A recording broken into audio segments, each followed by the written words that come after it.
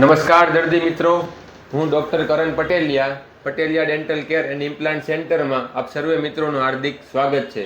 તો આજે આપણી જોડે એક દર્દી છે જેણે આજથી 12 દિવસ પહેલાં ડાપણ દાઢ કઢાવી હતી. તો આજે દર્દીને જ પૂછીએ કે ડાપણ દાઢ કાઢ્યા બાદ તેમને સારવારમાં કેવો અનુભવ રહ્યો. શું બેન નામ તમારું? કંચનબેન. કયું ગામ? ખાટસુરા. હવે આપણે આજથી લગભગ 22 તારીખ એટલે આજથી 10 દિવસ પહેલા ડાપણ દાઢ કાઢી. એક ટાંકો આવ્યો હતો. એ ડાપણ દાઢ કઢાવી એ પહેલા તમને તકલીફ શું હતી? બહુ જ હતી ને દાઢ દુખતી હતી ને રસી થઈ ગયા હતા ને દાઢ બહુ ટાઈમથી દુખતી હતી. તમે વારે દવા પી લેતા મટી જાય, સમજ્યા? પણ આ વખતે તકલીફ બહુ વધારે થઈ ગઈ હતી. તો આપણે ડાપણ દાઢ ઇન્જેક્શન મારી બેરું કરી અને દાઢ કાઢી અને 2 ટાંકા લીધા હતા. તો તમને એકેય જાતનો સારવારમાં દુખાવાનો અનુભવ થયો હતો? નહીં, દુખાવો નથી થયો.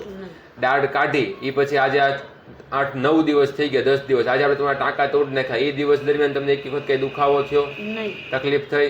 નહીં. તમે દાઢ કઢાવવામાં ડરતા હતા કે શું થશે? કાંઈ તકલીફ પડી નથી પડી.